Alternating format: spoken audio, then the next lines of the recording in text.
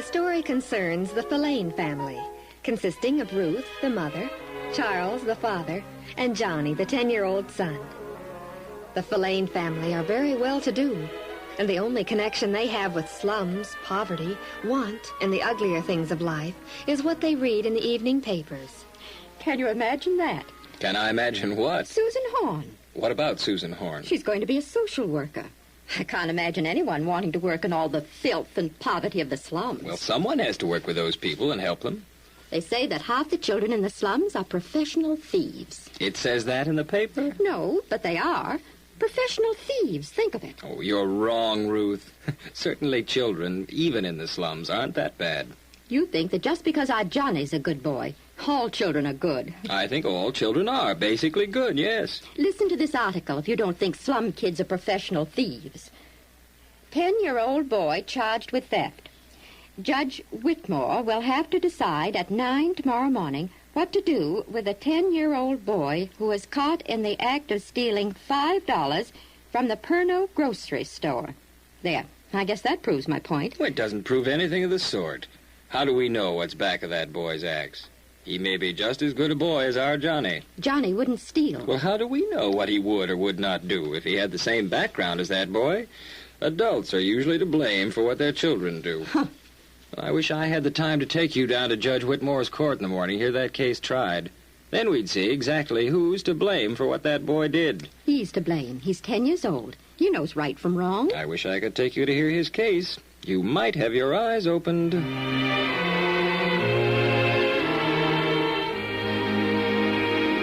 Be a good boy in school today, Johnny, and hurry right home.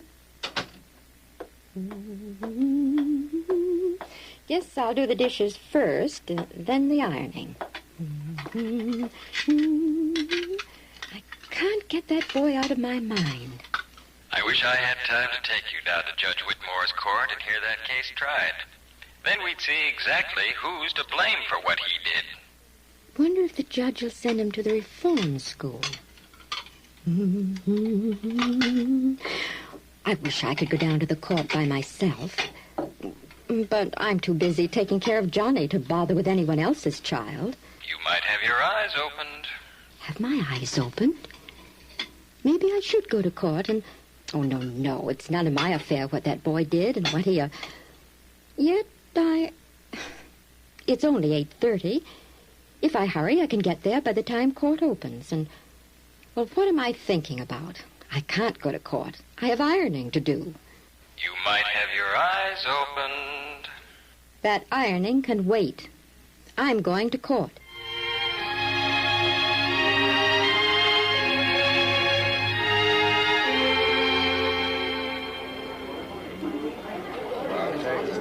I can't understand what came over me, rushing off and coming down here to court like this. Hear ye, hear ye. The Juvenile Court of Marion County is now in session.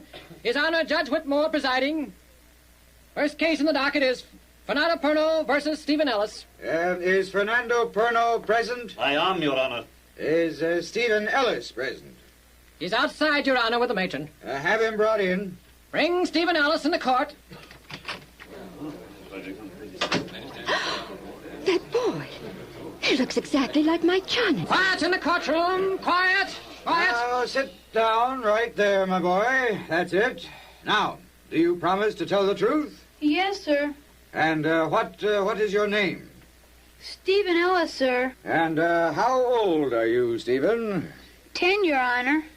Who preferred charges against this boy? Fernando Perno, Judge.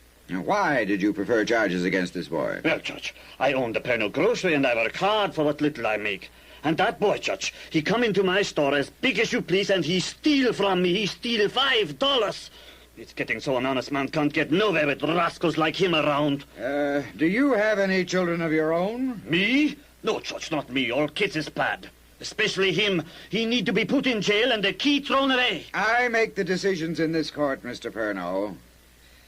Now, my boy, is what this man said true?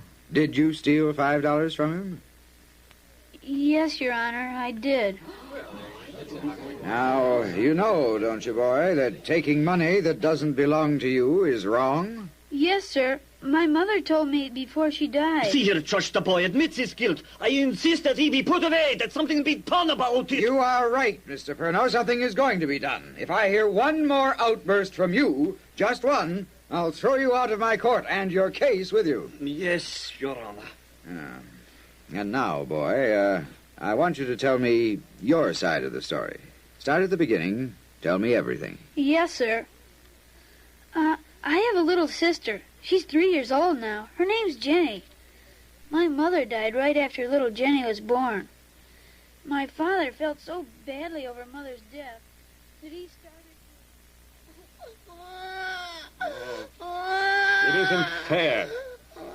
God letting your mother die just when we need her more than ever. We'll get along all right, Daddy. Get along? Oh, sure. I'll get along. I'll do like other people do. Drown my lonesomeness and troubles in liquor. Daddy, please. Take care of the baby until I get back. Where are you going, Daddy? To the corner tavern. Please, Daddy. Me and Jenny want you to... Shut up and mind Jenny like I told you to.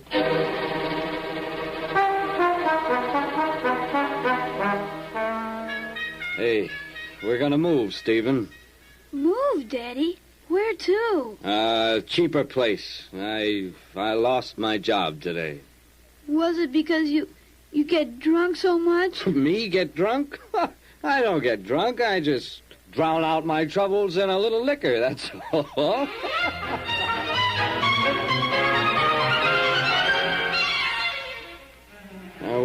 We're gonna move again, son. But we've lived here only 2 months. I lost another job. It wasn't a good job anyways. The boss kept howling at me and the work was so hard.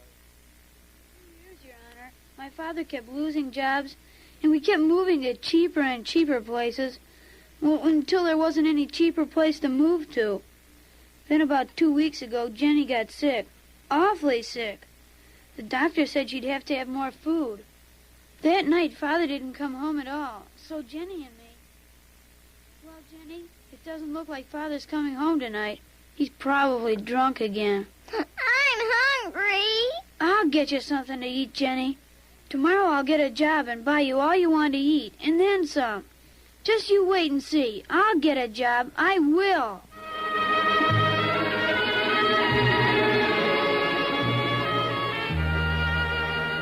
I've tried everywhere, Mr. Perno.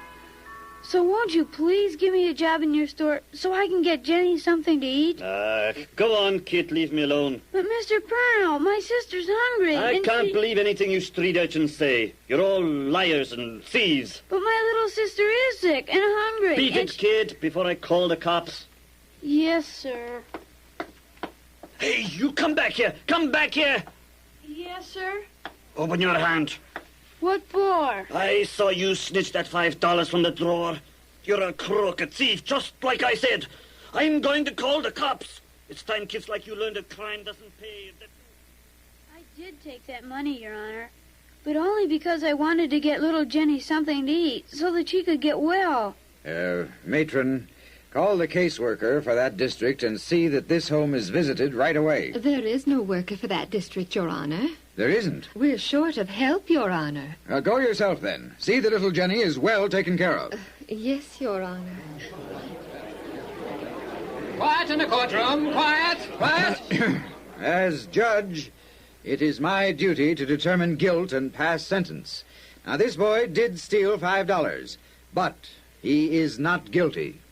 I am guilty. Everyone in this courtroom is guilty along with me. Everyone in this town is guilty. We think we have done a great thing when we give a few grudging dollars to charity. But this boy and his sister, and many like them, need more than dollars. They need your love and mine. They need a chance for a better life. Now, this boy did steal, and for that I could send him to a reform school. But would that help the public see and rectify their mistakes? It would not. I sincerely hope that not one of you here can sleep tonight until you have searched your heart and decided what you can do for the needy boys and girls of your community. And now, my boy, as for you, perhaps we can help your father get a job. What did he do before your mother died? He was an insurance adjuster, whatever that is. And your mother? She was a nurse before she ran away from home to marry my father. Your Honor! Your Honor! Please, What's the disturbance back there? I would like to testify in this case, Your Honor. Come up here, please. You say you wish to testify? Yes, Your Honor. Your name? Ruth Filane. Mrs. Ruth Filane. What do you know about this case? Well, Your Honor, I am this boy's aunt. His aunt? Yes, Your Honor. You see, this boy's mother was my sister. Years ago, she ran away and married a young insurance adjuster, and we lost track of her. Haven't heard a word from her since. I didn't even know she had children until just now. Your Honor, I would like to take Stephen and Jenny as my own children. Adopt them. I want to atone as best I can for my past neglect. Are you really my Aunt Ruth? Yes, Stephen. I am your Aunt Ruth. Mother often talked about you. She said you were the best and sweetest sister anyone ever had. She did.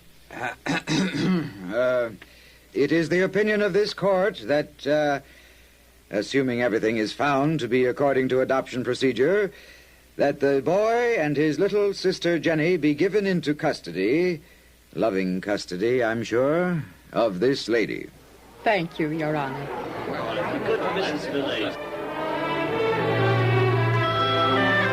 With a happy sigh, the lady takes the little boy in her arms, and at that precise moment, the rays of the morning sun form a warm glow around the two copper heads held so close together. Inasmuch as ye have done it unto one of the least of these my brethren, ye have done it unto me.